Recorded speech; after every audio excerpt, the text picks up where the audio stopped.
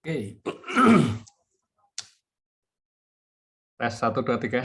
Terdengar suara saya ya? Terdengar, Pak.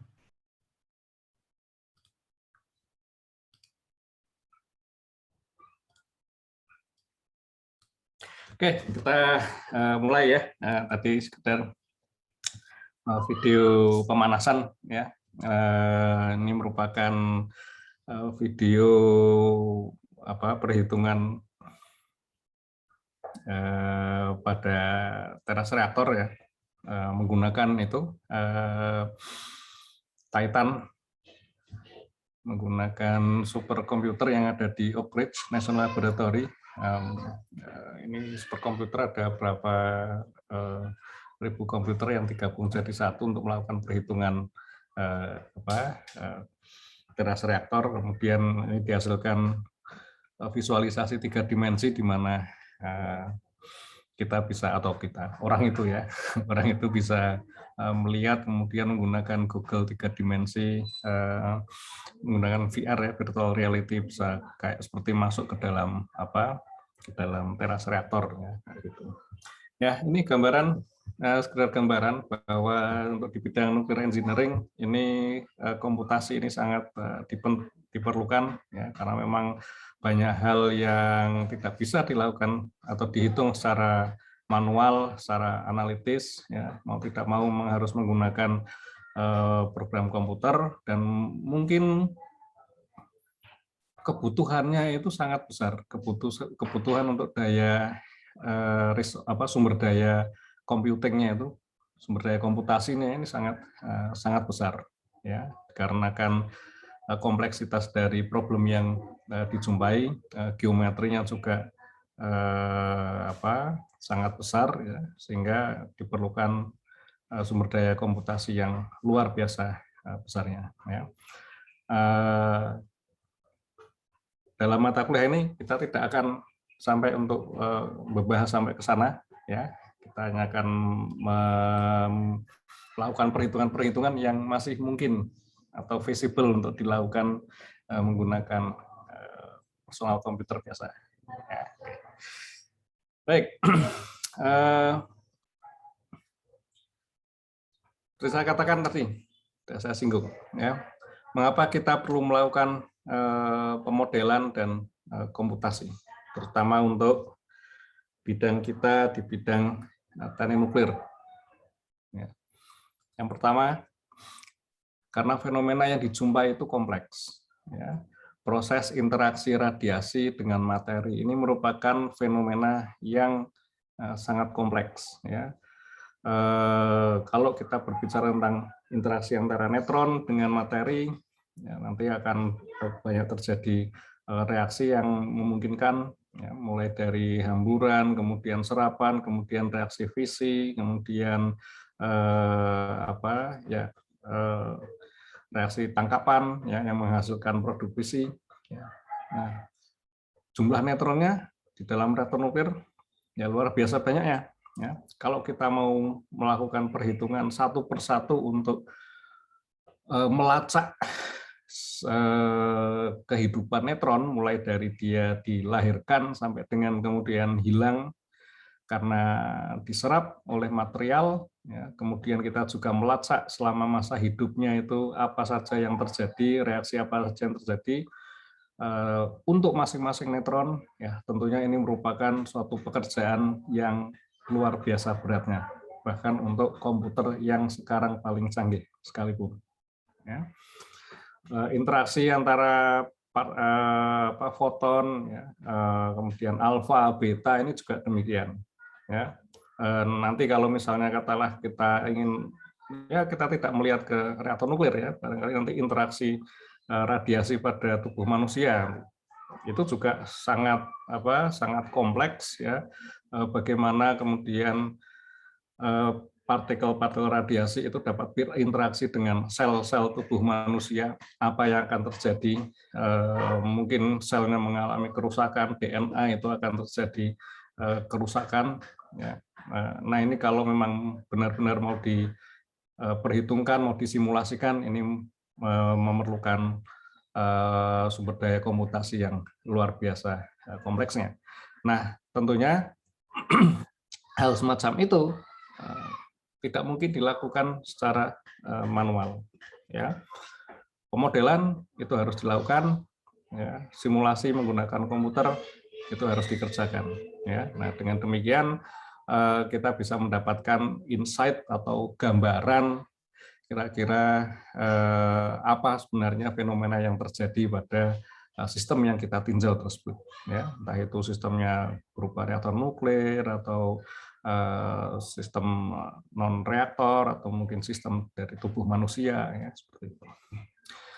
Kemudian aspek lain yang perlu kita perhatikan, mengapa kita memerlukan modeling dan komputasi, karena kita berhubungan dengan material yang berbahaya. Ya. Ada efek-efek negatif yang mungkin bisa disebabkan dari interaksi radiasi dari material tersebut dengan tubuh manusia. Ya, sehingga kita perlu melakukan apa? Kita perlu melakukan simulasi sebelum dilakukan eksperimen yang sesungguhnya. Tanpa melakukan itu, tanpa kita melakukan modeling dan simulasi, ya, kita seperti orang buta, ya, mata tutup, itu berjalan tidak tahu arah, nabrak sana kemari. Nah, artinya bahwa modeling dan komputasi itu dimaksudkan sebagai guidance. Ya. Kalau kita melakukan eksperimen, mungkin nanti hasil yang diharapkan seperti ini. Ya. Nah, eksperimen nanti akan bisa dilakukan, ya, untuk menjadi validasi atau menjadi penentu apakah perhitungan atau model yang kita lakukan itu sudah tepat atau belum. Nah, demikian juga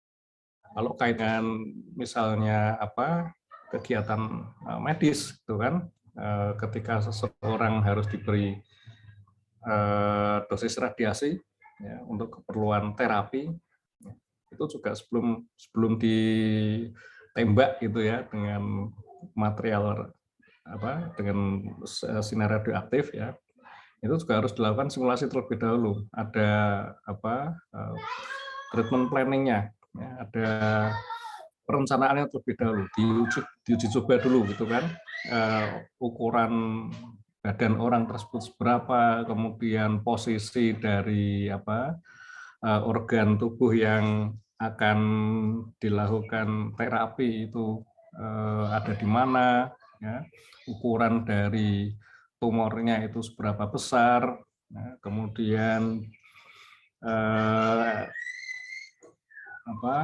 pancaran dari radiasinya itu seberapa banyak, ya, dosis radiasinya seberapa banyak. Nah, ini perlu disimulasikan terlebih dahulu. Karena apa? Karena kita menjaga kesehatan dan nyawa orang yang akan kita berikan treatment tersebut.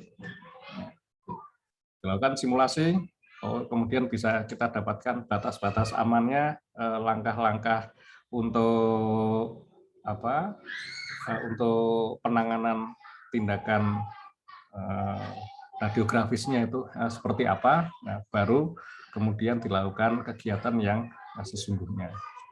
Nah, kalau tidak melakukan itu, ya kasihan pasiennya, maksudnya diuji coba gitu kan. Ada pasien kena kanker otak itu, pokoknya dibawa aja gitu, terus dibawa ke rumah sakit, kemudian pokoknya dia aja disinari saja, bolak-balik saja gitu sampai gosong gitu kan. Nanti ya kasihan pasiennya, ya, seperti itu. Oke.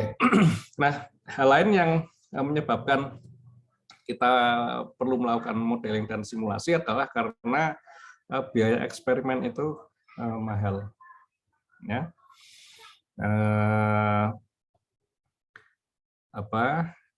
Ini untuk contoh ya, yang Anda lihat di layar itu adalah suatu fasilitas uji yang ada di Korea, ya. Ini untuk mensimulasikan sistem reaktor nuklir. Ya. Ukurannya ini tidak persis sama dengan dengan ukuran reaktor yang sebenarnya. Ya, jadi sudah di scale down, ya, ukurannya sudah diperkecil menjadi 1 banding berapa ratus gitu ya.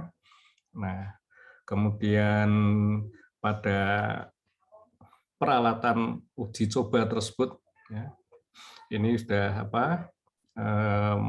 mewakili kondisi yang sebenarnya, ya. Ini kalau gambaran anunya seperti ini, gitu kan, gambaran reaktornya seperti ini, tapi kemudian dibuat untai atau loop uji cobanya adalah seperti ini. Tapi tetap aja ini ukurannya besar, biaya untuk membangunnya itu banyak, ya, biaya untuk eksperimennya itu juga besar, ya. Kalau untuk mengoperasikan seperti itu ya berarti nanti kan butuh listrik juga kan, listrik untuk menggerakkan pompa, untuk menggerakkan katup-katup yang dioperasikan menggunakan listrik, ya. Nah, artinya biaya operasional memang mahal. Apalagi nanti kalau ada sistem-sistem yang mungkin memerlukan pendinginan khusus, ya, menggunakan nitrogen cair misalnya seperti itu yang harus diganti setiap minggu. Nah, ini kan perlu biaya yang besar. Nah, sehingga sebelum dilakukan eksperimen yang mahal tersebut, seringkali dilakukan terlebih dahulu tindakan pemodelan dan simulasi. Nah, kita coba melihat, ya,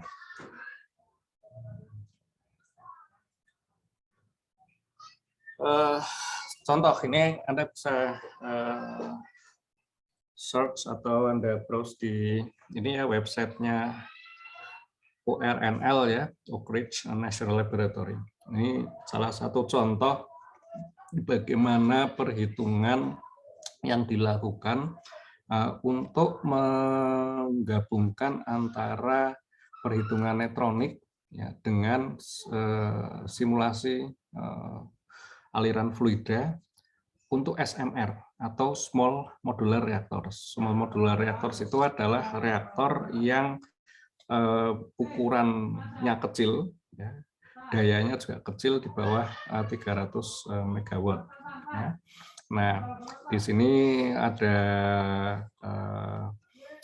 suatu desain reaktor yang baru yang ingin dianalisis, ya, baik itu secara neutronik maupun secara aliran fluidanya.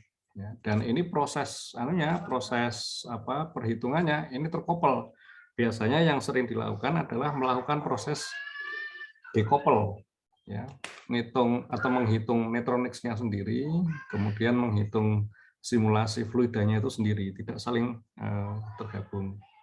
Nah, yang ini sudah dikoppel, ya, jadi neutronika sekaligus langsung dengan simulasi fluidanya. Mengapa itu dilakukan dikoppel seperti ini? Ya, karena memang nanti akan ada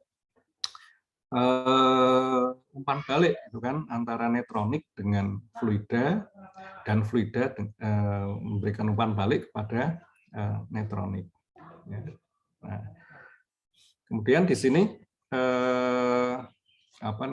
perhitungan neutroniknya ini menggunakan metode Monte Carlo, yang mana ini merupakan, ya, bisa dikatakan kalau sampai saat ini merupakan yang model perhitungan yang akurat, ya, yang paling akurat dibandingkan dengan metode perhitungan yang lain seperti difusi, ya, difusi neutron. Tapi sumber daya komputasinya ini menjadi sangat besar. Ya.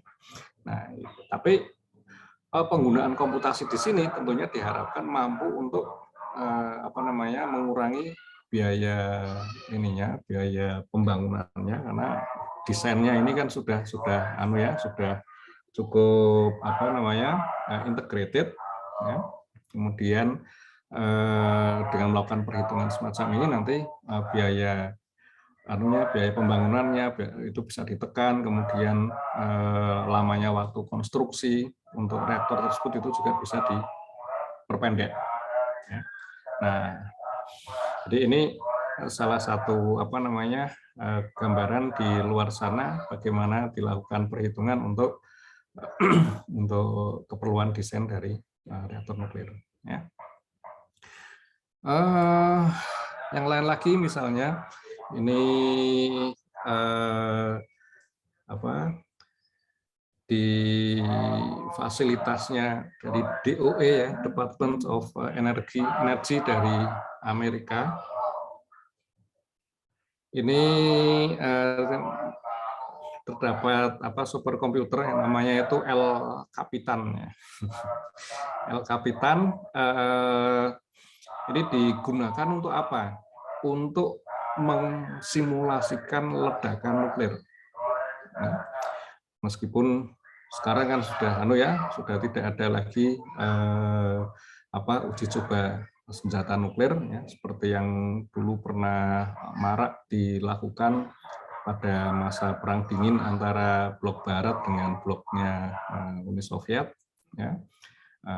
Dan pada waktu itu tahun 50-an 60-an itu banyak sekali dilakukan uji coba ledakan senjata nuklir ya. Nah, di sini ya mereka tidak lagi menggunakan bom yang beneran ya, tapi menggunakan superkomputer. Jadi disimulasikan kalau misalnya terjadi ledakan bom nuklir ya, efeknya itu bagaimana ya, shock wave yang mungkin yang akan dihasilkan itu nanti penyebarannya itu seberapa, sampai sejauh mana, kekuatannya itu seberapa besar ya, sehingga nanti efek dari kerusakannya itu seberapa besar dengan radius berapa besar ya, kayak gitu. Nah, ya tentunya ini kalau bagi kita ini suatu hal yang tidak kita dorong gitu ya, karena negara kita kan memang mengacu ke Non-Proliferation Treaty ya. Kita sudah menandatangani atau negara kita sudah menandatangani perjanjian untuk tidak mengembangkan senjata nuklir maupun tidak mencari-cari informasi itu ya tentang pengembangan senjata nuklir ya. Kalau energi nuklir tetap ya, kalau senjata nuklir tidak berusaha untuk mengembangkannya ya. Ya, tapi ini sebagai gambaran bahwa ternyata proses untuk ledakan nuklir ini sangat kompleks ya, sehingga diperlukan superkomputer untuk melakukan perhitungannya. Ya, harapannya ini tadi ya, ledakannya cukup disimulasi saja lah ya, tidak perlu sampai meledak beneran ya, sampai menyebabkan kerusakan pada lingkungan. Gitu.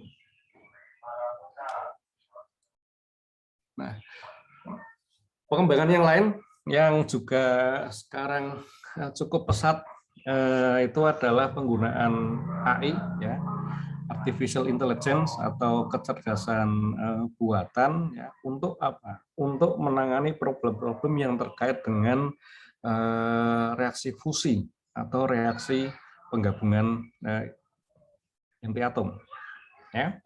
Nah, ini reaksi fusi ini merupakan reaksi yang sebenarnya sangat kompleks dan susah ya dibandingkan dengan reaksi fisi. Ilmunya benar-benar berbeda ya.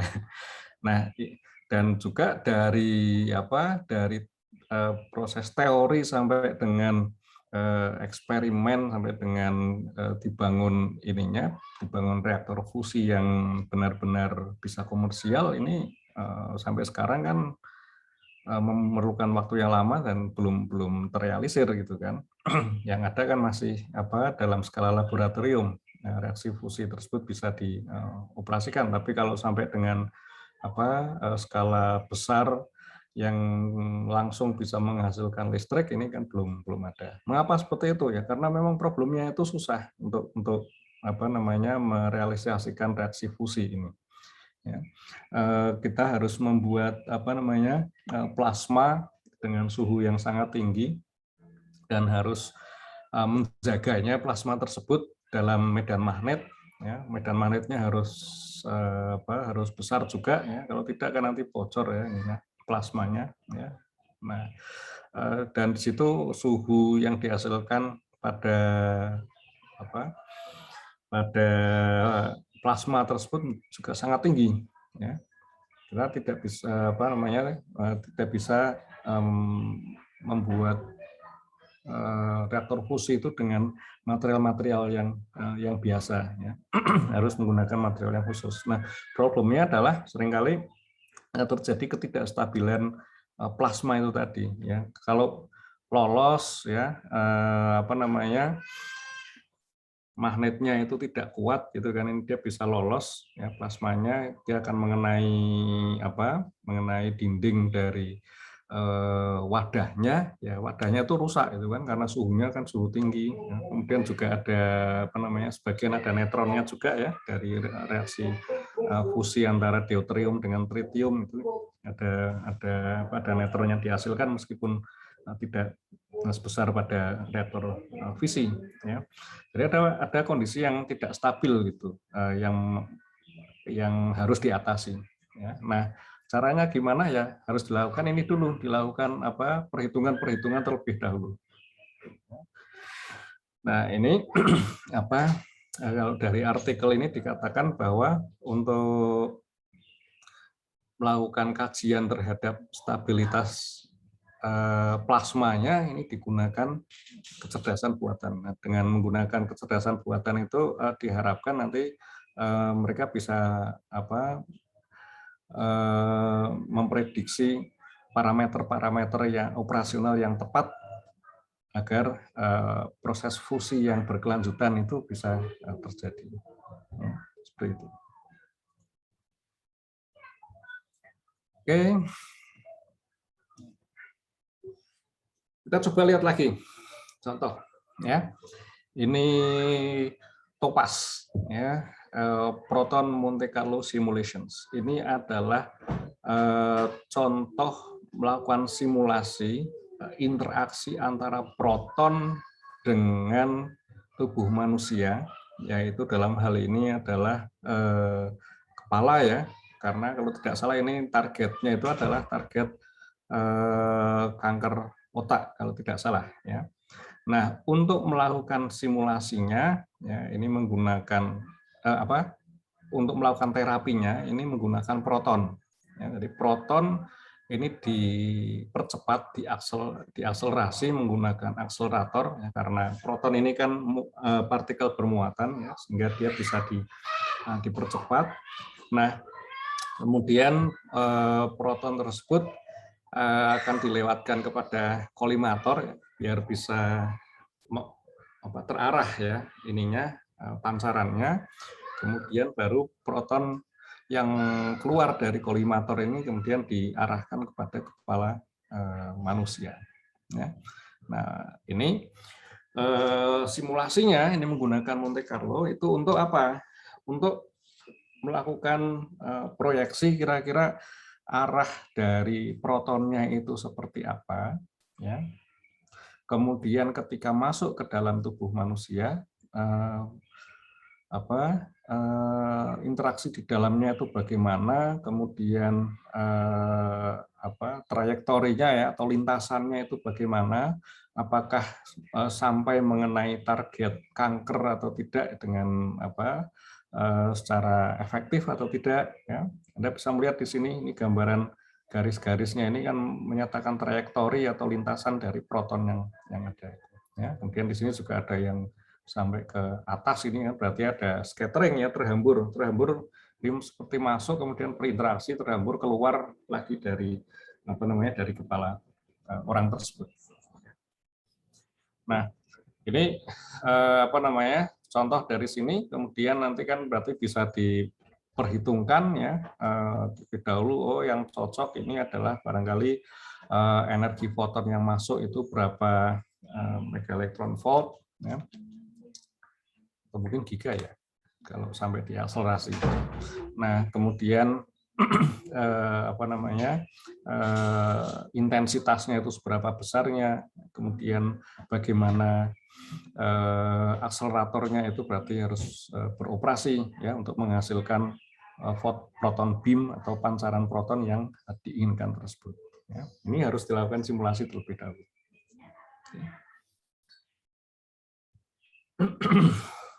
Masih terkait juga dengan apa namanya kedokteran nuklir ya dan radioterapi. Ya.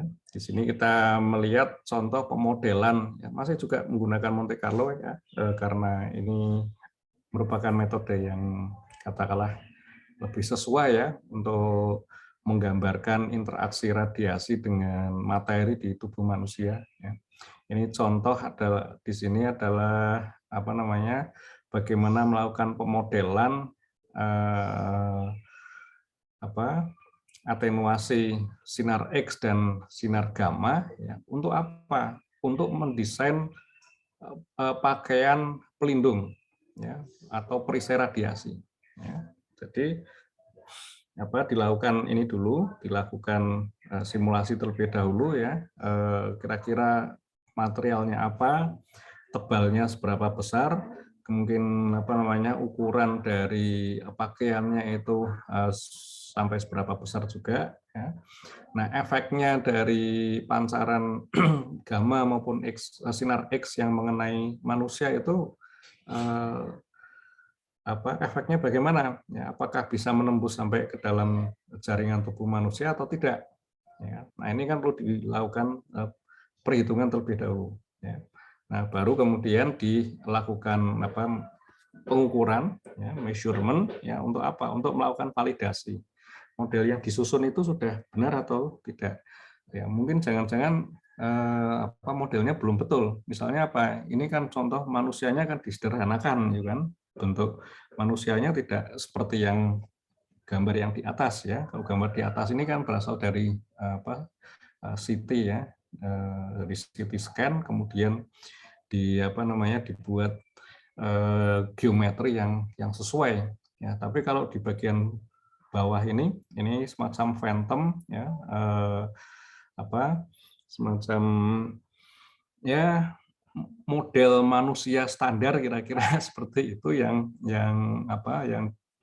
bisa mewakili manusia secara umum. Ya. Nah, mungkin jaringan-jaringan tubuh di dalam model ini juga disederhanakan, gitu kan? tidak sedetail yang tentunya tidak sedetail yang aslinya atau tidak sedetail dengan seperti model yang menggunakan CT scan. Nah, dengan penyederhanaan model manusia, kemudian model atau komposisi pada tubuh manusia, organ tubuh yang ada di dalam tubuh manusia tersebut, ya tentunya nanti bisa jadi akan ada diskrepansi atau perbedaan antara perhitungan dengan pengukuran. Ya. Nah, tapi proses validasi ini diperlukan untuk apa? Untuk melakukan fine tuning atau perbaikan model simulasi yang dilakukan. Ya. Nah, harapannya kan tentunya antara measurement, pengukuran dengan simulasi ini bisa memberikan hasil yang tepat sama, gitu kan? Ya, atau paling tidak errornya sedikit. Ya.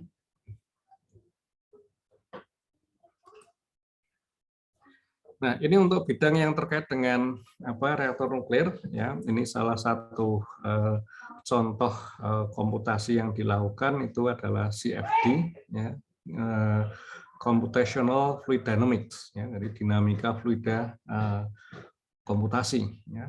Gambar yang sebelah kiri ini yang menunjukkan mixing atau pencampuran dua fluida, ya, yang satu fluidanya dingin, yang satu fluidanya panas. Ya. Anda bisa melihat di sini yang warnanya biru ini kan suhunya 292 Kelvin, yang warnanya merah ini suhunya 309 Kelvin. Ya. Yang di sebelah atas ini adalah eksperimennya. Ya. Suhu fluida yang lebih panas ini diberi pewarna ya biar kelihatan alirannya itu seperti apa. Kemudian bagian yang bawah ini fluida yang dingin ini tidak diberi warna ya, dan kita bisa melihat di sini bagaimana pola sebaran dari fluida yang panas ya, ini masuk ke sini, terus kemudian semacam terjadi turbulensi di bagian bawah di sini ya, kemudian terjadi mixing ya antara yang suhu dingin dengan yang suhu panas ya. Nah, ini aslinya seperti ini. Nah, perhitungannya bagaimana? Ini hasil perhitungannya ya. Kita bisa melihat ini yang 100% fluida yang lebih panas berada di sebelah sini, yang fluida dingin berada di sebelah bawah ya. Kemudian ini terjadi mixing ya. Kira-kira di kondisi yang di sini ya, mixing, ini ada proses turbulensi di sini, ada transfer momentum antara suhu fluida suhu tinggi dengan fluida suhu rendah itu. Nah, kemudian di sini terjadi pencampuran ya. Anda bisa melihat sini kan suhunya kan bergeser ya, berubah menjadi mengarah ke arah apa ini hijau ya. Berarti ini kan sudah terjadi proses pencampuran dan di sini ada semacam arus turbulensi di sini yang bagian bawah di sini dan terjadi pencampuran yang kalau diteruskan ke sana nanti tentunya akan menjadi rata. Artinya eksperimen menggunakan CFD ini sudah mendekati kondisi yang real yang sebenarnya. Ya. Nah, ini apa sih kegunaannya seperti ini? Ya, ini kalau di reaktor nuklir ini diperlukan ya untuk untuk kondisi yang sebenarnya adalah kondisi ini pencampuran pendingin ke dalam reaktor ya, dan juga ada proses yang kita sebut sebagai injeksi boron ya, boron sebagai penyerap neutron diinjeksikan ke dalam reaktor untuk membantu proses penyerapan neutron sehingga reaktornya itu bisa padam dengan aman ya. Nah, ini untuk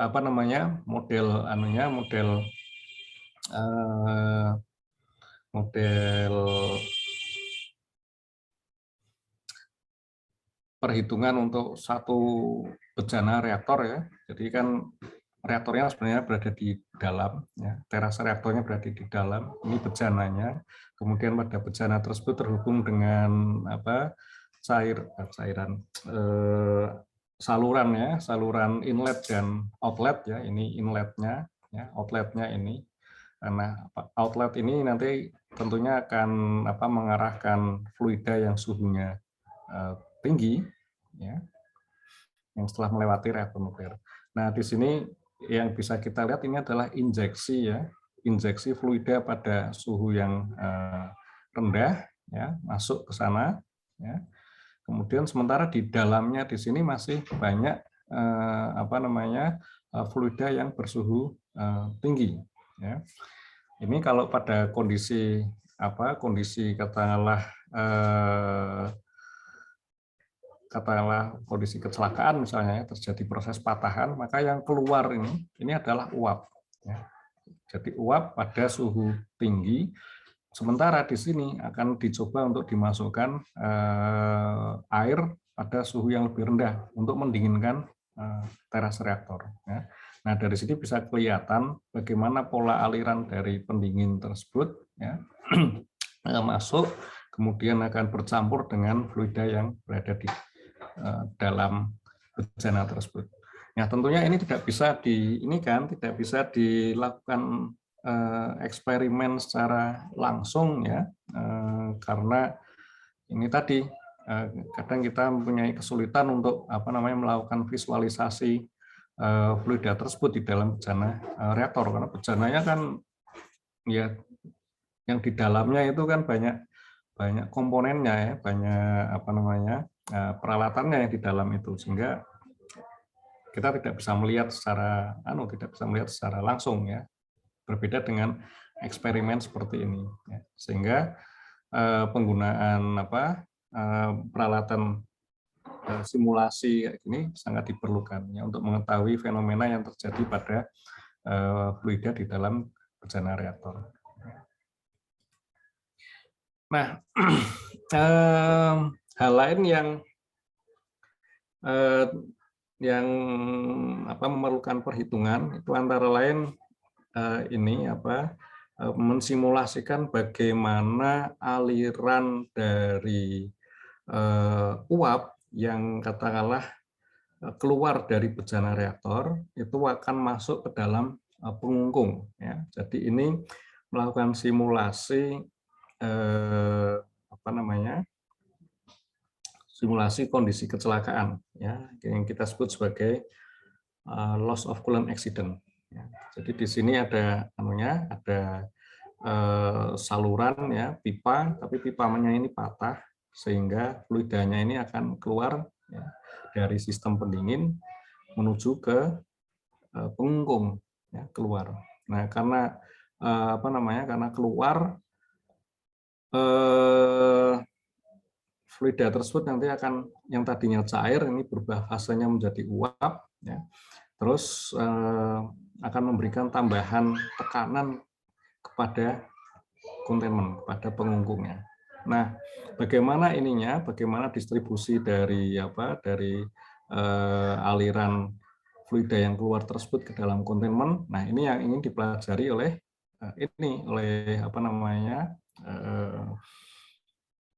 Gauss Center ini ya di Jerman ini ya, menggunakan simulasi CFD. Ya.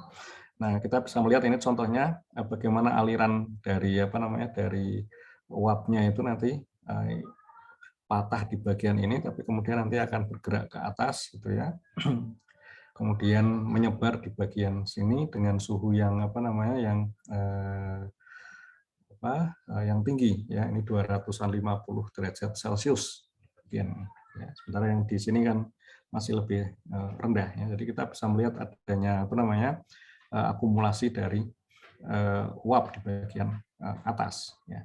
Dan ini nanti juga ada hubungannya dengan apa? Dengan prediksi kalau terjadi kontaminasi produk visi yang keluar ke pengungkung. Ya. Kita bisa memprediksikan di bagian mana produk visi tersebut nanti akan terkumpul. Ya. Seperti itu. Ya, ini sekedar gambaran ya. Apa yang dilakukan oleh orang terkait dengan permasalahan di bidang nuclear engineering, ya, baik itu yang terkait dengan energi maupun terkait dengan non energi, gitu ya. Nah, tentunya seperti saya katakan tadi, untuk perhitungan-perhitungan semacam ini memerlukan sumber daya komputasi yang sangat besar. Ya. Nah, ini contohnya di Oak Ridge, ya, di Amerika. Ini mereka sudah mengembangkan atau memiliki ini superkomputer ya yang masif yang sudah sejak lama digunakan untuk perhitungan-perhitungan terutama untuk bidang nuclear engineering, tapi sekarang juga gunakan juga untuk bidang yang lain ya seperti material dan juga untuk oceanografi itu ya, kelautan ya, ini sumber komputer yang sama juga digunakan untuk itu. Nah, kalau kita lihat ini mereka sudah mempunyai superkomputer sejak tahun 2004 ya. Semakin lama ini semakin meningkat kemampuannya ya. Yang dinyatakan dengan ini ya, flop ya. Berapa perhitungan yang bisa dilakukan dalam satu detiknya ya. Ini dimulai dari 18,5 teraflop, terus naik lagi ya 25 teraflop dan seterusnya ini sampai pada tahun 2008 ini 1 petaflop. Kemudian yang sekarang ini yang sedang beroperasi di sana ini yang Summit ya. nama superkomputernya ini terdiri dari atau bisa melakukan perhitungan sampai 200 petaflops ya. Nah, ini kalau kita lihat gambaran Summit ya yang sekarang sedang dioperasikan ya di Oak Ridge itu, kita bisa melihat itu ya komputernya banyak sekali. Ini ada rak-raknya ya. Jadi yang di dalam ini masing-masing ini satu node atau satu katakanlah ya kayak satu CPU ya, satu board gitu ya, satu board khusus untuk apa namanya untuk perhitungan ya, yang dimana dalam satu rak ini nanti isinya banyak ininya, banyak nodes ya, banyak mainboardnya ya. Kalau kita lihat dari apa namanya data yang ada, ya, di sana itu terdapat 4.608 nodes. Ya, jadi satu ini tadi yang satu keping nih lah ya kira-kira itu ya, yang di dalam ini kan satu nodes. Jadi di sana ada 4.608 nodes ya. Kemudian di dalam satu nodes-nya ini ada dua CPU ya. CPU-nya bukan CPU Intel ya, tapi CPU IBM ya, IBM Power 9 ya. Jadi dalam satu node ini ada dua CPU. Jadi total untuk sistem Summit ini ada 9.216 CPU. Nah, satu CPU-nya ya, itu terdiri dari 22 core. Ya. Kalau misalnya apa namanya seperti i7 itu kan ada yang sampai berapa 8 core ya, misalnya 8 core sampai 10 core ya. Nah, yang di ini yang IBM Power 9 ini 22 core ya. Jadi per CPU ya. Jadi totalnya berarti didapatkan 202.752 core ya. Ini apa namanya untuk satu core ini nanti bisa untuk perhitungan apa namanya satu perhitungan numerik tertentu ya. Nah, dari sisi anunya apa CPU-nya ya, computing power-nya. Ya. Nah, dari sisi memorinya bagaimana? Ya, satu node-nya itu ada 512 GB ya, RAM-nya per node. Jadi total di sini ada 2.356 terabyte ya, memori yang bisa digunakan untuk perhitungan. Kemudian di masing-masing node ini juga ada apa namanya GPU ya, Graphical Processing Unit ya. Ini menggunakan NVIDIA Tesla V100 ya. Per node-nya ini ada 6 GPU, masing-masing ini ada 96 GB memori. Jadi total di sini ada 27 ribuan GPU dengan 442 terabyte memori grafis. Ya, oke. Ini impresif ya.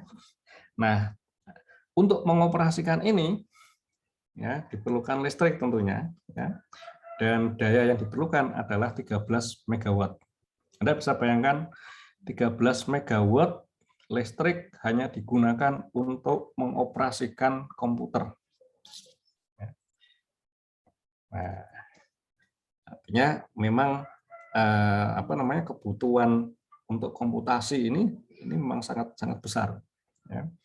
Berapa besarnya biaya yang yang perlu dikeluarkan untuk mengoperasikan sistem komputer ini ya, dengan daya ini aja udah 13 megawatt, gitu kan? Nah gitu. Jadi ini kita bisa punya bayangan ya, kira-kira mengapa kalau orang-orang yang di luar sana itu kalau melakukan perhitungan ini mereka bisa mempunyai hasil yang impresif gitu ya, yang luar biasa hasilnya karena mereka ya dari sisi sumber daya komputasinya memang memadai ya, bisa dilakukan seperti tadi yang Anda lihat di video di awal itu, mereka melakukan perhitungan terlebih dahulu untuk full core untuk satu teras penuh, satu teras reaktor penuh itu ya, dilakukan perhitungan menggunakan ini, tapi menggunakan Titan ya, kalau dia bilangnya tadi menggunakan Titan ya. Jadi generasi yang sebelumnya ini ya. Kemudian baru lakukan processing ini menggunakan virtual reality, di mana untuk prosesnya itu menggunakan GPU ya, karena ini kan banyak aspek grafis yang diperlukan ya.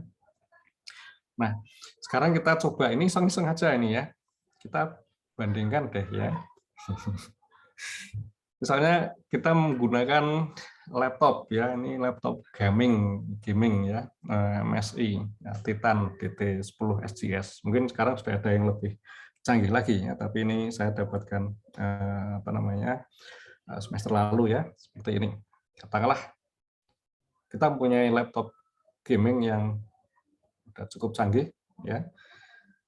Speknya seperti apa? Intel Core i9 ya, 10900K. Di situ ada 10 core dalamnya ya, dengan memorinya 32 GB RAM ya. Dan ininya apa namanya? Memori grafisnya itu menggunakan Nvidia GeForce 8 GB ya. Nah, anggap kita ingin melakukan perhitungan yang kira-kira mirip seperti Summit itu tadi. Jadi kita susun laptop ini, kita rangkai seperti halnya komputer paralel. Ya, seperti tadi yang di Summit itu kan sebenarnya juga seperti itu ya. Jadi ada setiap node itu satu lempengannya itu satu boardnya itu dipasang secara paralel sehingga membentuk sampai berapa tadi sekian ribu nodes ya totalnya ya. Jadi seperti itu. Nah, sekarang kita anggap kita mau coba menyamai lah ya menggunakan laptop seperti ini ya. Nyamai dalam tanda petik ya, karena ya aktualnya tidak mungkin kita menyamai seperti itu ya. Tapi ini gambaran saja ya. Untuk menyamai Summit berarti kan kita memerlukan berapa? 202.752 tadi core-nya ya, total core-nya yang di Summit itu tadi ini dibagi dengan 10 core ya pada masing-masing laptop ya. Jadi kita butuh berapa? 20.000. 20.275 laptop, dan kalau masing-masing harganya itu 85 juta ya. Ini apa harga tahun lalu ya, atau ya awal tahun lah ya, kayak seperti ini kan, nggak tahu yang sekarang. Artinya total kita memerlukan berapa dananya? 1,7 triliun untuk menyamai Summit. Kalau kita menggunakan laptop itu belum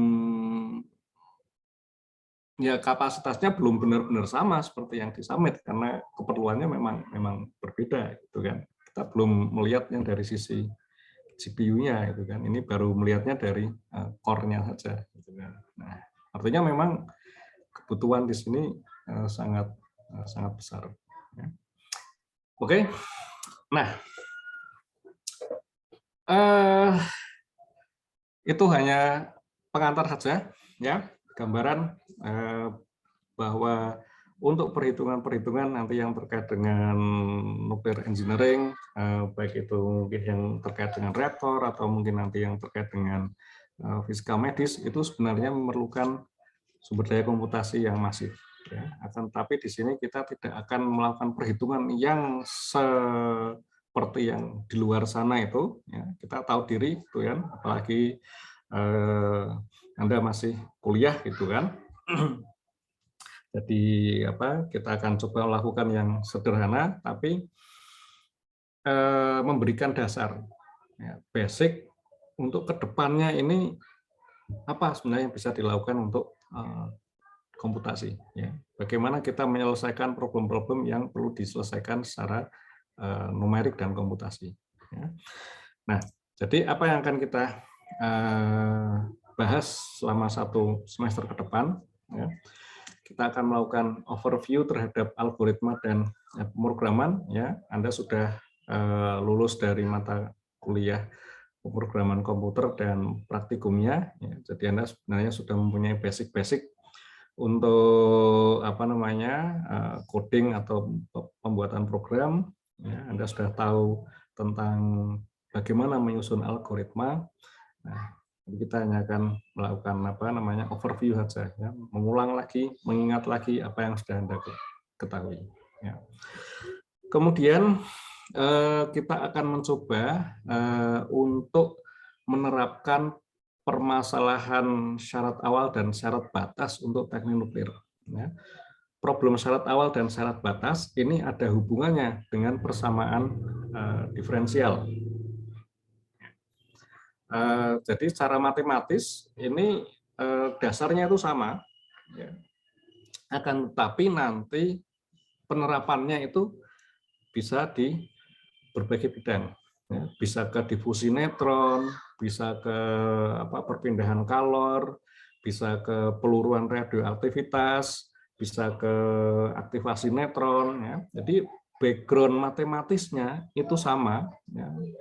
Kalau persoalan diferensial ya jadinya sama gitu kan, misalnya dy dx plus y sama dengan 5 misalnya, seperti itu. Ini kan persamaan diferensialnya sama, cuma y-nya itu sebagai variabel terikatnya ini bisa kita gantikan, misalnya apa? Misalnya menjadi v, v-nya itu adalah flux neutron, ya, atau menjadi t, t-nya itu apa? Suhu, gitu kan? Atau bisa menjadi katakanlah n, n ini apa? N itu adalah densitas dari radionuklida, ya kan? Nah, jadi bentuknya sama, implementasinya berbeda. Tapi cara penyelesaiannya itu karena bentuknya sama, cara penyelesaiannya secara numerik dan secara komputasi itu akan sama. Ya. Asalkan kita tahu algoritma untuk penyelesaian matematisnya itu seperti apa, maka problem yang kita hadapi nggak masalah, entah itu difusi neutron, entah itu perpindahan kalor, peluruhan, dan lain-lain, itu nggak akan ada permasalahan. Jadi Anda pegang dulu dasar ininya, dasar matematisnya, dasar komputasinya, baru kemudian itu diterapkan kepada problem yang Anda jumpai. Ya. Nah, di sini kita akan menerapkan permasalahan syarat awal atau initial condition, yang mana ini artinya adalah problem gayo terhadap waktu, ya, sebagai fungsi waktu, ya. Kemudian ada juga yang permasalahan syarat batas, ya, atau boundary condition, ya. Biasanya di sini adalah problem yang terkait dengan distribusi ruang, ya. Tapi kita hanya akan membahas untuk persamaan diferensial yang ordiner, artinya hanya fungsi dari satu variabel, entah itu fungsi waktu t atau fungsi ruang saja x, ya. Jadi masih satu variabel. Kita tidak melakukan perhitungan atau simulasi untuk persamaan diferensial parsial, ya.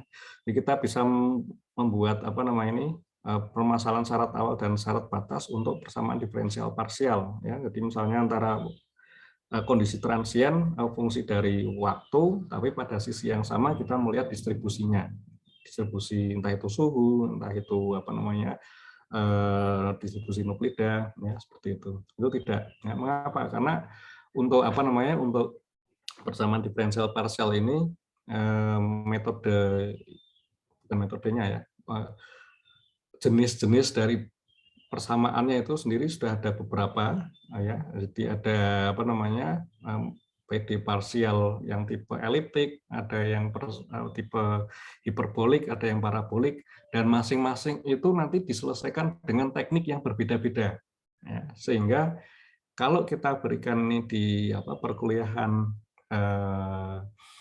komputasi nuklir saat ini, kita tidak akan cukup waktu untuk membahas kesemuanya itu, ya. Jadi kita batasi untuk permasalahan syarat awal dan syarat batas ini hanya pada persamaan diferensial ordiner saja, ya. Nah, di sini kita akan belajar metode yang digunakan untuk menyelesaikan permasalahan tadi, ya. Ada Runge-Kutta, ada adaptive time stepping, ya, ada pendekatan beda hingga, ya. Jadi ada beberapa metode yang nanti akan kita uji cobakan, ya, kepada permasalahan yang kita hadapi, ya. Kemudian Anda nanti juga akan belajar yang terkait dengan pembangkitan bilangan acak atau random number, ya. Ini dimaksudkan nanti untuk memberikan background bagi Anda untuk melakukan perhitungan Monte Carlo, ya. Tadi Anda sudah melihat kan di depan itu banyak perhitungan-perhitungan yang menggunakan Monte Carlo, ya. Nah, ini tentunya diawali dengan pembangkitan bilangan acak atau random number generation. Ya. Nah, kalau sudah dilakukan ini, ya selanjutnya, bentar, salah pencet, sorry. Selanjutnya adalah, come on.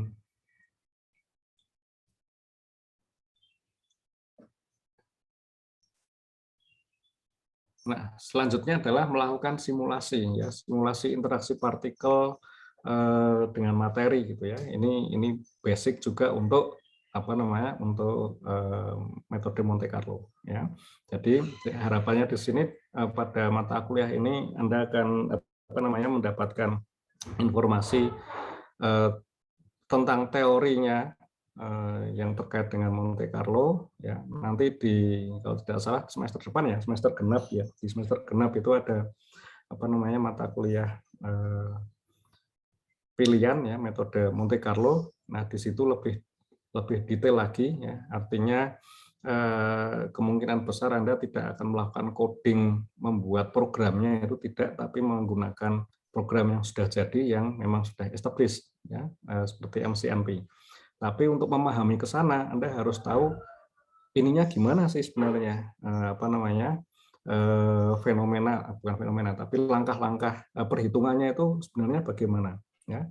Karena untuk penggunaan code atau penggunaan software yang kita gunakan di teknik nuklir ini, kita tidak akan bisa mengerti atau kita tidak akan bisa menginterpretasikan hasil kalau kita tidak tahu basicnya. Anda tidak mungkin apa namanya menganggap bahwa software itu seperti halnya black box, ya. Jadi beda dengan apa kita menggunakan Excel atau menggunakan Microsoft Word, gitu ya. Itu kan pokoknya asal kita masukkan, kita ketik, gitu ya, mesti nanti akan muncul hasilnya. Ini sebenarnya juga seperti itu softwarenya. Asalkan kita masukkan angka-angkanya, kita masukkan inputnya, softwarenya itu pasti akan menghasilkan output, gitu ya. Tapi apakah output itu masuk akal atau tidak? Nah, itu Anda harus mengetahui dasarnya terlebih dahulu. Ya, nah makanya di sini kita apa namanya kita berikan dasar-dasar itu untuk memahami bagaimana sih apa namanya langkah-langkah yang dilakukan, ya, algoritma yang dilakukan dalam melakukan simulasi tersebut, sehingga nanti ketika kita menggunakan software yang betulan yang sudah established itu saya katakan tadi, kita bisa paham, oh ternyata seperti ini, oh kalau misalnya ternyata hasilnya kok aneh, Anda kira-kira juga bisa tahu, oh seperti kemungkinan kesalahannya adalah di sini, mungkin inputnya keliru kayak gini, kayak gitu.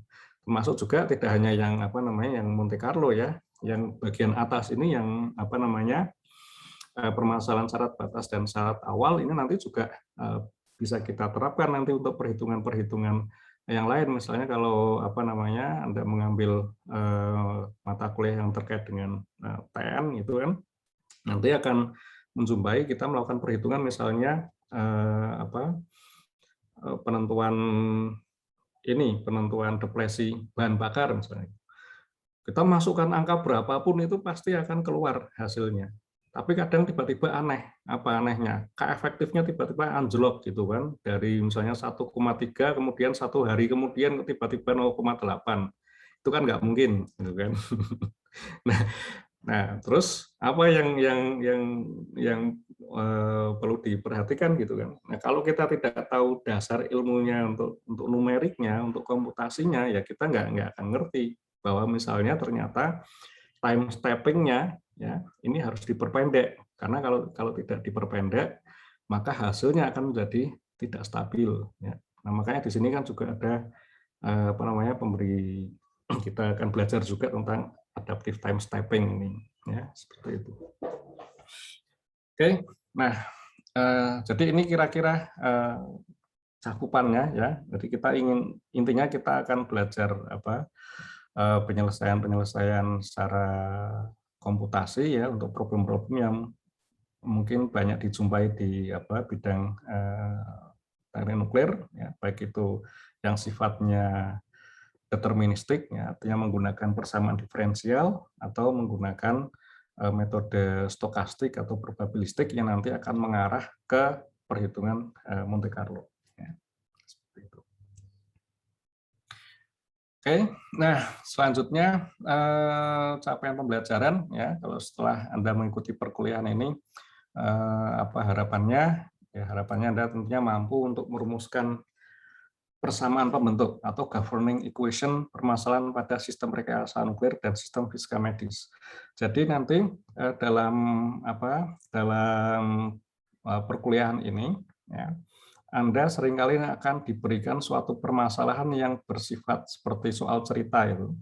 Tapi kemudian Anda diminta untuk merumuskan persamaannya sendiri. Jadi Anda membuat model matematisnya. Ya. Nah, kalau dasar ininya, dasar komputasinya, kita akan mencoba menggunakan persamaan matematis yang sudah jadi. Dalam arti begini, misalnya kita ingin menyelesaikan persamaan diferensial ordiner, ya, fungsi waktu, ya, permasalahan syarat awal gitu kan, kita gunakan persamaan diferensial yang sederhana, yang bisa kita ketahui hasilnya secara analitis, yang bisa kita rumuskan hasilnya secara analitis. Karena itu nanti akan kita bandingkan apakah metode komputasi yang kita buat dan program komputer yang kita buat itu sudah sesuai atau belum. Ya, hasilnya mestinya harusnya sama gitu kan dengan yang solusi analitisnya, ya. Seperti itu. Nah, begitu kita yakin bahwa program komputer yang kita buat itu sudah sesuai dengan hasil analitisnya, maka kita bisa terapkan program tersebut untuk memecahkan problem yang lain. Nah, problem yang lain itu bisa macam-macam ini kan, bisa tuliskan tadi, bisa difusi, bisa perpindahan kalor, bisa yang lain gitu kan, tergantung dari problemnya. Nah, ketika merumuskan ke sana, ini yang harus dilakukan oleh kalian. Ya. Problemnya seperti ini, rumuskan persamaannya, model matematisnya itu seperti apa, kemudian selesaikan permasalahan tersebut menggunakan program komputer yang sudah dibuat. Ya. Karena Anda sudah yakin tadi bahwa programnya ini pasti akan memberikan hasil yang benar, maka ketika diterapkan pada suatu persamaan matematis yang lain, ya mestinya nanti juga akan memberikan hasil yang benar juga. Ya. Cara alur berpikirnya seperti itu. Oke, nah jadi yang pertama itu tadi ya, mampu merumuskan persamaan pembentuk atau governing equation, ya. Kemudian yang kedua berarti Anda mampu untuk menyusun algoritma dan program komputer. Ya. Kemudian tentunya menyelesaikannya, ya, mendapatkan hasil. Nah, yang ketiga ini nanti terkait dengan pelaporan, ya. Mungkin ini kalimatnya nggak tepat ya kalau menulis laporan. Mungkin menyampaikan, ya, menyampaikan laporan hasil komputasi secara tertulis maupun secara verbal, gitu ya, sesuai kaidah ilmiah. Ya. Jadi bagaimana Anda menuliskan atau menyampaikan laporan ini nanti juga masuk ke dalam asesmen dalam mata kuliah ini, ya. Anda mungkin nanti menyampaikan laporan secara tertulis dalam bentuk ya laporan itu, ya, apa yang sudah dilakukan, bagaimana Anda melakukan pemodelan matematisnya, bagaimana menyusun algoritmanya, kemudian bagaimana menyusun codingnya, ya, seperti apa, mungkin nanti fungsi yang digunakan atau function yang digunakan itu bagaimana, kemudian bagaimana cara untuk mengintegrasikan coding yang dibuat itu untuk memecahkan permasalahan yang ada. Nah, ini kemudian kan perlu disampaikan, ditulis dalam bentuk laporan secara rinci dan urut sesuai dengan kaidah ilmiah, dan nanti juga perlu disampaikan secara verbal. Jadi ini tiga aspek yang apa namanya diharapkan nanti Anda mampu untuk mencapainya setelah mengikuti mata kuliah ini. Ya. Mungkin ada pertanyaan sampai di sini sambil saya istirahat dulu. Ini dari tadi pagi ngajar terus jadi agak pegel juga nih pipinya.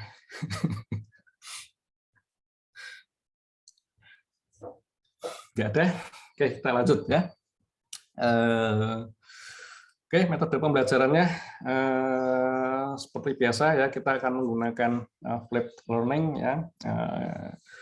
Sebelum pertemuan daring seperti ini, Anda sudah belajar terlebih dahulu materi yang akan dibahas ya. Materinya akan kita sampaikan secara online ya. Kemudian ada tugas-tugas sederhana yang bisa apa namanya kalian lakukan ya untuk mendapatkan gambaran tentang isi mata kuliah ya, berupa ini membaca materi maupun menyimak video pembelajaran. Jadi sebelum pertemuan, nah pada saat pertemuan daring nanti akan disampaikan materi ya oleh kami dosen ya, untuk memberikan penekanan bagian yang perlu dipahami, dan juga bisa kegiatannya bisa saja berupa tentang ini demonstrasi coding ya, untuk memperjelas apa namanya bagian mana yang perlu dilakukan, atau mungkin untuk memperjelas teknik-teknik yang yang perlu dikuasai ya. Atau mungkin juga bisa juga tentang diskusi tugas ya, intinya seperti itu. Kemudian saat pertemuan daring ya, Anda setelah ya mestinya ini ya, salah tulis ya. Setelah pertemuan daring ini mahasiswa ini mengerjakan tugas lanjutan, ini berupa coding. Codingnya ini nanti untuk lebih memahami penerapan teori ke dalam bidang teknik nuklir. Kemudian ada diskusi di forum. Ya, kita akan menggunakan Elok. Di situ ada ininya, ada media untuk diskusi di forumnya. Kemudian penyusunan laporan tertulis dan presentasi. Ya, jadi ini yang saya katakan tadi, nanti kita akan melakukan assessment juga untuk pelaporan. Ya. Oke, nah untuk programmingnya atau codingnya ya, kita akan menggunakan Octave ya.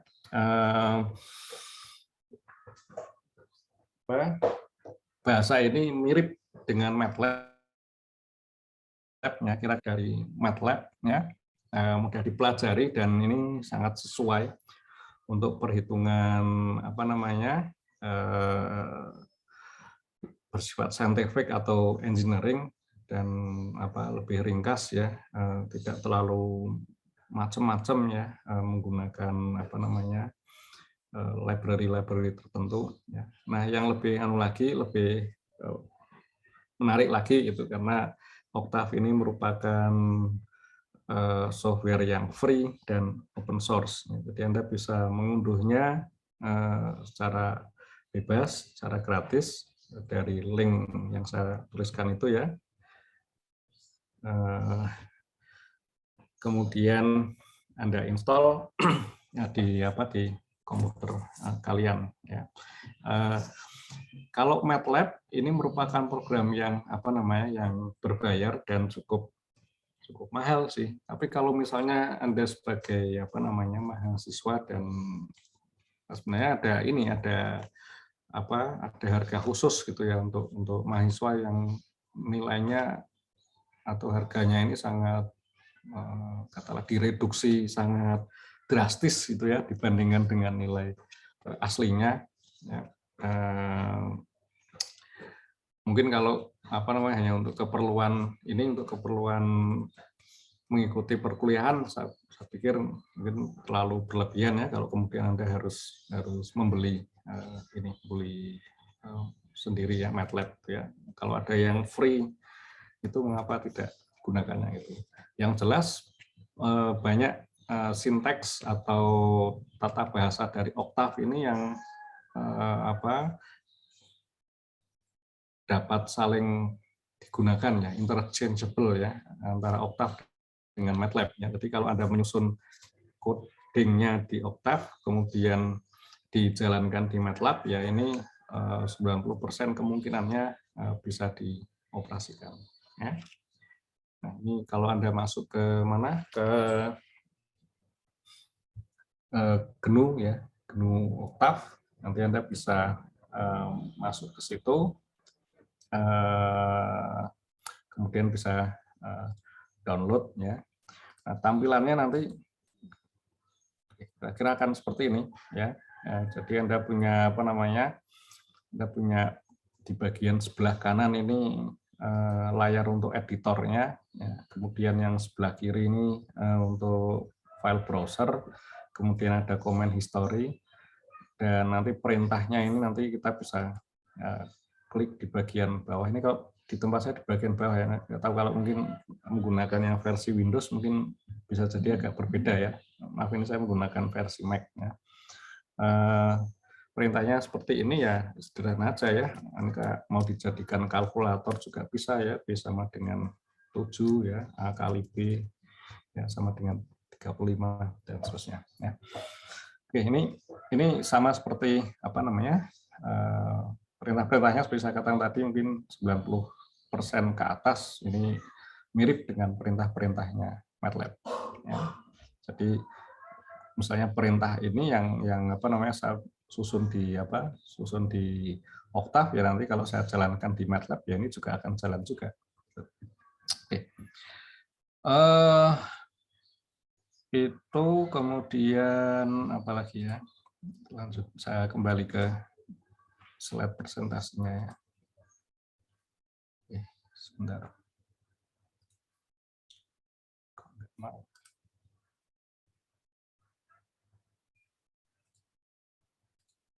Oke. Oke, kemudian untuk media pembelajaran daringnya ya, kita akan menggunakan Elok ya. Silakan nanti bergabung ya. Enrollment key-nya adalah ini komnuk_K21 ya. N-nya besar ya. Jadi K dan N-nya besar, kemudian K21-nya besar ya. Jadi nanti semua materi bisa Anda akses di situ. Apa namanya? Ya termasuk termasuk videonya, termasuk nanti penugasan juga nanti akan muncul di Elok ya. Nah, selain ini nanti Anda juga perlu ini ya, terhubung dengan Edpuzzle ya. Saya yakin Anda sudah punya akunnya ya di Edpuzzle, karena semester lalu kan Anda mengikuti FRN juga terhubung dengan Edpuzzle ya. Nah, jadi silakan nanti Anda bergabung dengan kelas komputasi nuklir K21 ya. Ini nama kelasnya ya, 2021 komputasi nuklir K21 ya. Kodenya ini ya, ACEBPIW ya. Ini kode untuk bergabung. Nah, mungkin yang perlu dilakukan setelah Anda bergabung, Anda perlu ini mengubah nama profilnya ya, biar nanti bisa diurutkan gitu. Anda ganti nama profilnya ini, first name-nya menjadi nama lengkap ya. Kemudian last name-nya ya ini adalah NIU ya. NIU tanpa spasi, tanpa underscore, tanpa atribut yang lain. Pokoknya angka 6 digit itu Anda masukkan sebagai NIU ya, seperti itu. Oke, ini yang terkait dengan Edpuzzle. Nah, saat pertemuan daring, ya, kita akan menggunakan Zoom. Oke. Nah, kemudian saya juga akan minta kepada Anda untuk bergabung dengan Octave Online.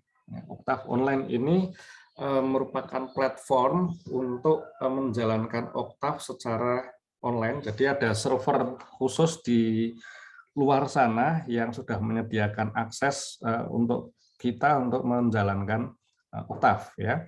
Kalau tadi kan yang di-download itu nanti dijalankan di masing-masing komputer gitu kan. Tapi untuk Octave Online ini kita akan terhubung dengan server yang sama, dan saya juga sudah membentuk kelas khusus ya. Anda nanti akan perlu bergabung dengan kelas tersebut.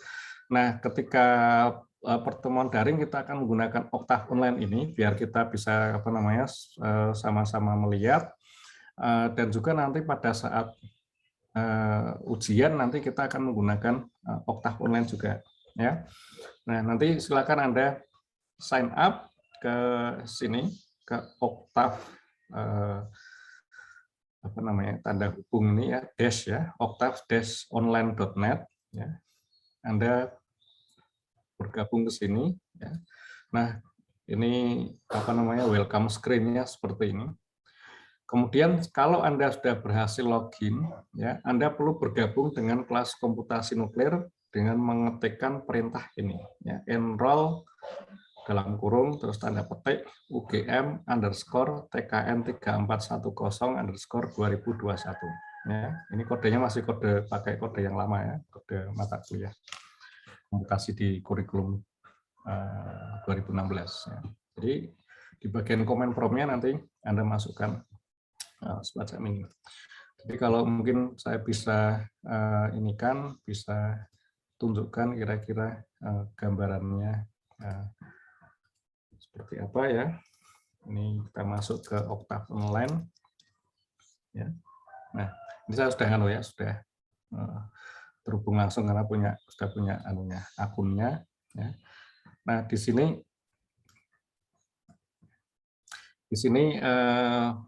kita punya semacam screen-nya ini ya. Ini bisa kita geser-geser sih ya. Nah, untuk komen prompt-nya berada di sini ya. Jadi kalau misalnya ini sama seperti yang tadi yang di GNU Octave itu ya. Misalnya seperti ini kita kalikan ya. Jadi mau dijadikan kalkulator ya bisa, mau dijadikan untuk menghitung matriks ya tentunya bisa gitu kan.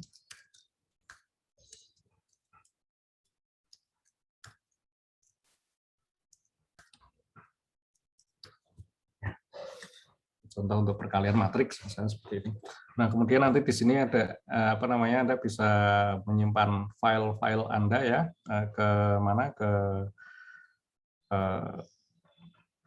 ke server ya sebenarnya situ ya. Karena di sini Anda bisa buat buat file baru untuk membentuk atau membuat skripnya ya ini ya. Nah, ini misalnya kita mau buat komnukfb.m misalnya seperti ini. Tadi filenya di mana ini ya. Nah, terus berarti di sini sudah ada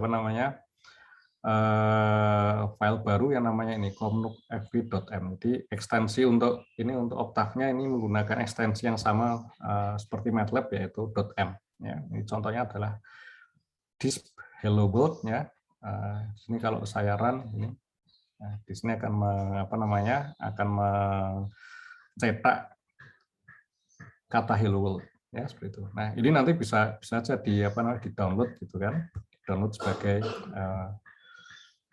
file M yang bisa Anda akses di komputer. Nah, atau Anda juga bisa upload ya, misalnya katakanlah Anda menyusun filenya di komputer Anda sendiri, kemudian mau diupload ke sini ya Anda bisa menggunakan ini ya. Nanti Anda bisa lakukan seperti itu ya. Nah, nanti pada saat ujian nanti kita akan menggunakan ini ya. Kalau kalau Anda terhubung gitu ya, terhubung di sini nanti Anda saya bisa akses pekerjaan Anda ya. Jadi nanti tidak perlu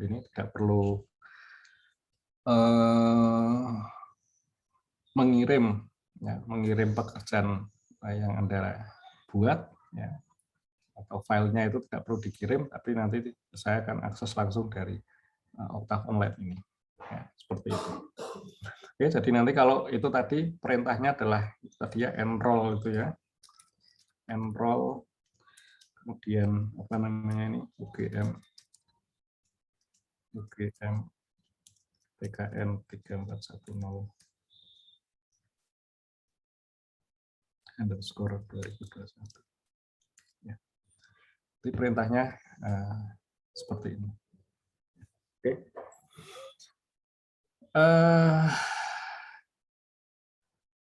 Ini untuk apa namanya, untuk Oktav online ini nanti ada anunya ya, ada videonya sendiri ya untuk memberikan familiarisasi bagi Anda untuk menggunakan Oktav online ya.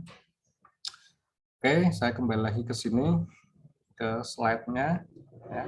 Oke, rencana kegiatannya minggu depan kita akan membahas tentang Oktav ya. Biar kita punya dasar yang sama ya untuk melakukan coding menggunakan Oktav ya. Kemudian pada minggu ketiga dan keempat kita akan bahas tentang permasalahan syarat awal pada keteknik nukliran ya. Kemudian pada minggu ke-5 dan 6 ini kita membahas tentang permasalahan syarat batas. Nah, pada minggu yang ke-7 ini sebelum UTS kita melakukan monitoring dan evaluasi. Jadi dari tugas-tugas yang sudah Anda kerjakan nanti kita lakukan proses monitoring, kemudian nanti Anda perlu melakukan presentasi dan pelaporan pada minggu yang ke-7 ini. Nah, kemudian pada minggu 8 ini sekarang ganti pengampunya ya. Jadi saya hanya akan menemani Anda sampai UTS saja. Nah, pada minggu 8 ini nanti Ibu Sita Gandes nanti yang akan melanjutkan ya. Ini akan memulai dengan permasalahan menggunakan data yang banyak. Kemudian pada minggu ke-9 ini topiknya adalah pemrograman simbolik. Minggu ke-10 dan 11 ini adalah terkait dengan proses random. Ya, yang saya katakan tadi ini untuk memberikan basic bagi Anda untuk memahami tentang interaksi radiasi dengan materi, ya simulasinya itu seperti apa. Ya. Pada pertemuan ke-10 ini pada kondisi geometri slab, ya, pada minggu ke-11 ini untuk geometri bola dan silinder. Ya. Nah, kemudian untuk minggu ke-12 dan 13 ini pembahasannya terkait dengan permasalahan proteksi radiasi ya, baik itu internal maupun eksternal ya. Nah, pada minggu terakhir sebelum UAS ini juga akan dilakukan monitoring dan evaluasi ya. Mungkin presentasi atau penyampaian laporan dan juga feedback dari dosen. Ya. Oke. Untuk penilaiannya seperti ini ya. Jadi untuk tugas komputasi ini nilainya adalah 30%. Kemudian untuk UTS dan UAS ini masing-masing adalah 25% dan untuk laporan dan presentasinya adalah 20%. Ini kalau breakdown-nya ke masing-masing CPMK seperti ini. Nah, untuk UTS-nya ya mungkin yang UAS juga ya. Kita atau saya biasanya at least yang UTS dulu gitu ya. Biasanya ada dua bagian ya. Bagian yang pertama itu terkait dengan teori ya, teori baik itu codingnya ya, tentang bahasa oktavnya ya, atau juga teori yang terkait dengan problem-problem penyelesaian permasalahan syarat awal dan permasalahan syarat batas ya. Nah, biasanya atau yang selama ini ya setelah masa pandemi ini dalam arti ujiannya online ini, untuk yang teori ini saya berikan dalam bentuk multiple choice ya. Nanti yang Anda diminta ya tentunya memilih gitu ya, memilih dari beberapa opsi jawaban yang mungkin ya. Nah, kemudian nanti itu yang bagian pertama. Nah, nanti yang bagian keduanya itu adalah coding ya. Nah, makanya tadi saya minta Anda untuk gabung atau enroll nanti dengan Oktav online ya, karena nanti saya akan berikan permasalahan ya yang sederhana aja yang kira-kira nanti cukup untuk diselesaikan pada saat ujian itu. Kemudian silakan Anda melakukan proses coding langsung di Octave Online. Nah, nanti tidak perlu dikirim atau diunggah kemana-mana, tinggal cukup disimpan saja di Octave Online. Nah, nanti akan saya akses dari akun saya ya, sebagai teacher dalam Octave Online ini saya bisa mengakses file yang Anda simpan tersebut. Untuk konversi nilai akhirnya ini kita mengikuti standar yang ada ya sekarang. Nilai A itu diperoleh untuk kalau Anda mendapatkan skor di atas 80 ya. Kemudian nilai C ya, ini batasnya adalah 50 ya. Kemudian kalau tidak lulus ya nilai E itu adalah kurang dari 40 ya. Selama ini ya kebanyakan dapatnya pada di sekitaran sini sih ya, karena kita melakukan penilaiannya kan pada semua aspek ya, berdasarkan CPMK dan juga berdasarkan sesuai komponennya ya, dari tugas dan juga dari UAS dan UTS. Oke, kira-kira seperti itu dari saya. Gambaran apa yang akan kita kerjakan ya dalam satu semester ke depan ya. Bagian saya hanya akan mengantarkan pada Anda sampai dengan UTS. Nah, setelah itu akan dilanjutkan oleh Bu Sita ya. Jangan lupa itu tadi untuk bergabung dengan ada 3 ya, berarti ya Anda bergabung dengan Elok ya, kemudian bergabung dengan Edpuzzle dan juga Edpuzzle mungkin sudah ya. Kemudian dengan Octave Online. Ya, seperti itu. Oke, ada pertanyaan dari Anda? Mungkin ada yang kurang jelas?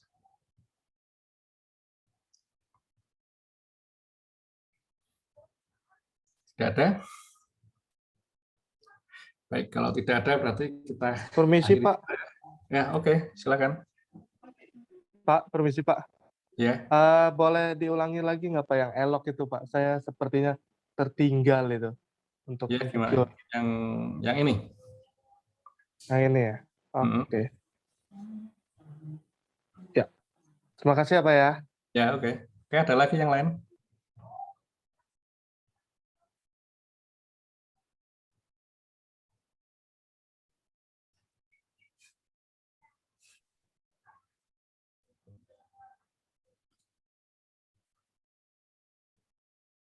Oke, kalau tidak ada, saya akhiri sampai di sini ya. Mungkin ini saya coba share lagi presensi QR-nya ya. Barangkali tadi ada yang belum sempat menggunakannya. Ya, silakan. Kita jumpa lagi pada minggu depan ya, hari Kamis ya. Tapi sebelum ke sana nanti silakan cek di Elok ya, nanti akan ada beberapa materi yang perlu Anda pelajari sebelum kita bertemu di Zoom pada hari Kamis depan. Baik, seperti itu dari saya. Terima kasih atas perhatiannya. Salam sehat semuanya dan wassalamualaikum warahmatullahi wabarakatuh. Waalaikumsalam. Terima kasih Pak. Terima kasih Pak. Terima kasih Pak. Selalu. Ya. Terima kasih Pak.